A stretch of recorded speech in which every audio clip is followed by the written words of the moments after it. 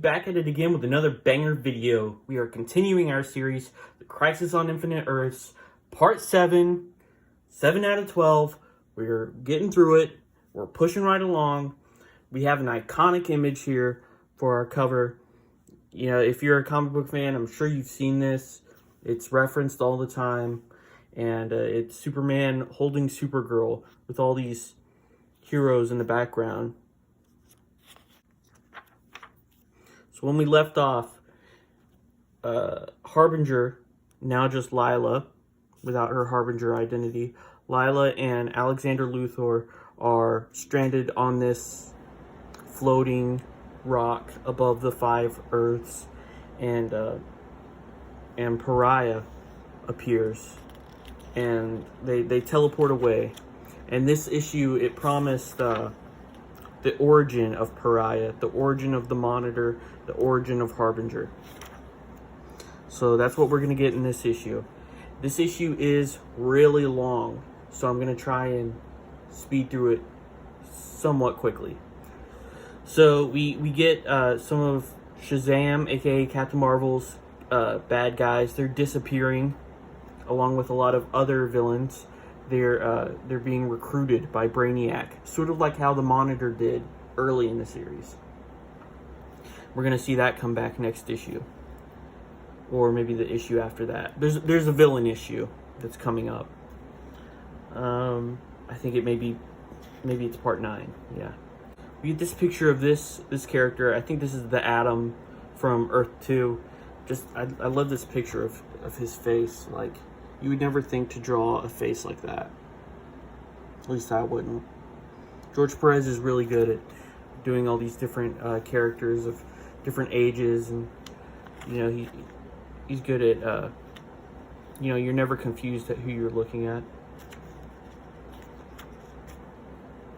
So this part's a little bit silly. So they travel to all 5 Earths, collect one person from each Earth, bring them to this little space rock to explain the story of their origin, and then they just send them back into the world, I guess, to spread the word of like their origin, as if everyone cares, as if it's really that important.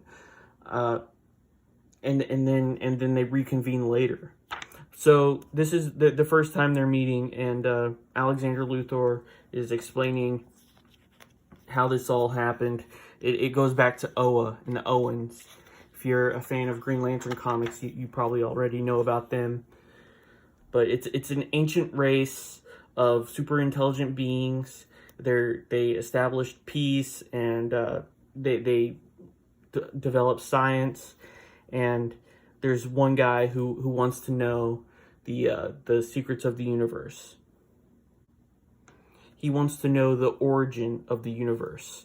And it's kind of like the story of Adam and Eve, where, you know, the humans, they seek too much knowledge, and it turns out to be a bad thing for them and lead to their downfall. That exact thing happens here, where this guy, he seeks the knowledge of the universe through their computer, and it destroys them, and it separates the universe into the multiverse. It also creates an evil world called Quard,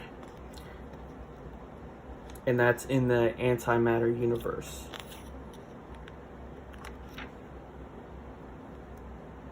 So because there's now evil released into the universe, into the universes, it explains that the Guardians of the Universe create the Manhunters. And when that doesn't work out, they switch to Green Lanterns. There was some conflict amongst the Owens. They eventually separate. There's a civil war. Some Owens decide to be more aggressive and seek out evil to kill before it happens. Sort of like, it reminds me of that Phillip K. Dick novel, Minority Report. If you've ever seen that movie or read that book, where they're searching out evil to destroy it before it's happened, and in that book they're punishing people before they commit a crime. So the Anti-Monitor is born on Quard, and at the same time, on the moon of Oa, the Monitor is being born. So it is implied that the controllers moved to Quard. I don't think it's explicitly said that, but it is implied they moved to Quard and that they're the species that's living here. And Anti-Monitor rises to power. It says that he easily takes control of them.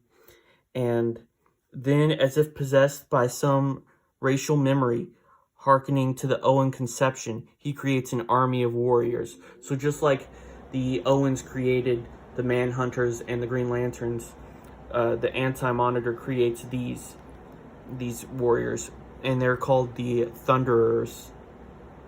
And the most elite Thunderers, the best soldiers, he created into his personal guard, these shadow creatures, which we've been seeing at the towers all throughout the series, the tuning forks of the universes, to try and prevent our heroes from using them. So Monitor and Anti-Monitor, they become aware of each other, and that sends them into a fight. They eventually cancel each other out, and they're sent into kind of a hibernation. That's when the story switches over to Pariah's origin. So Pariah, this whole series, he's been talking about how he's cursed to witness the destructions of Earth because of a sin that he committed long ago that he's long since paid for. This is what he's about to tell us now. So he comes from from a different Earth in a different universe that's been destroyed long ago, and it too was futuristic, technologically advanced. The greatest of the great is what they call him. And he discovers the multiverse. And the same thing happens. He wants to learn the origin of the universe. He creates a cube where he can access the antimatter world. When he goes inside, the creation of this antimatter cube destroys his world. It creates the antimatter void, which consumes his world, and he's stuck in the antimatter cube. That's the only thing that survives. And it says he was stuck there for millions of years all alone. But it was his arrival there that awoke the Anti-Monitor, that woke both of them up from their hibernation. So the Monitor creates this satellite ship to travel from place to place, and he follows Pariah because Pariah can sense when the Anti-Monitor is about to strike. So Monitor is using Pariah as a tracker for the Anti-Monitor. It explains that Harbinger was originally a girl who was lost at sea, who was rescued by the Monitor and raised on the ship, a lot like Alexander Luthor was.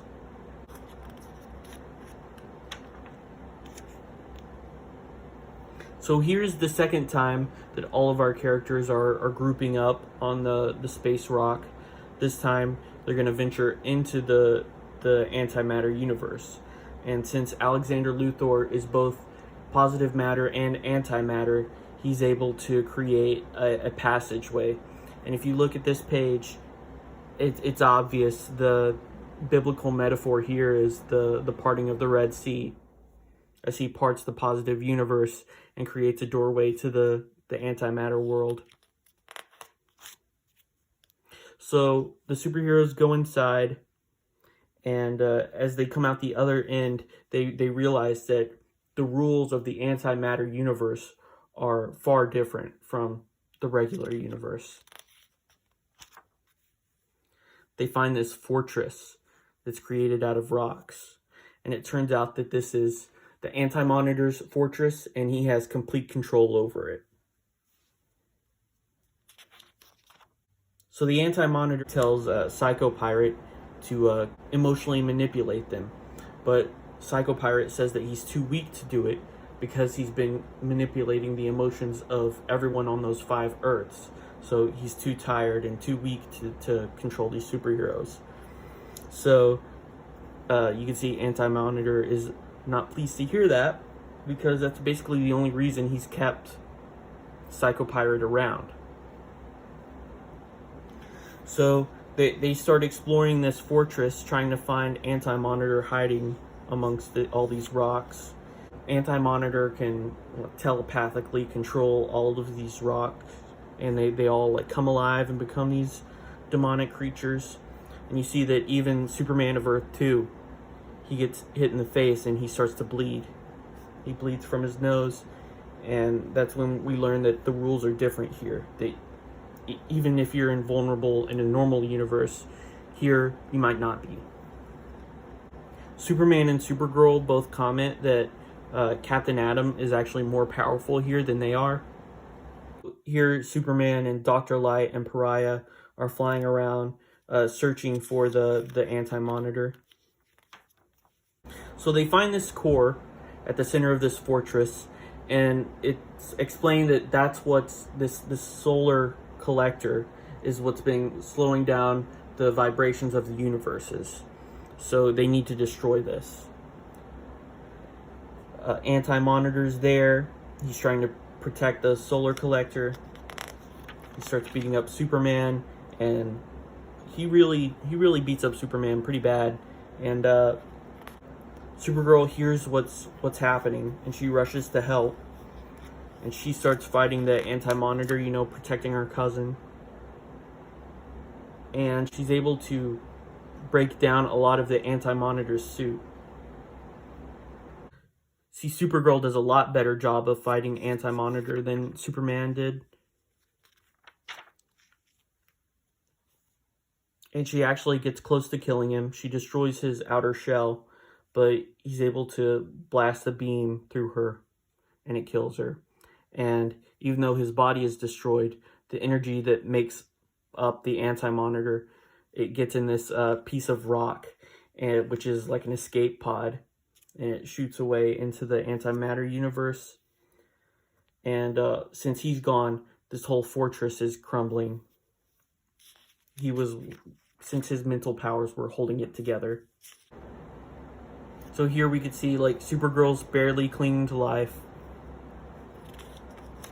They explain that their mission was successful, that they destroyed that solar collector.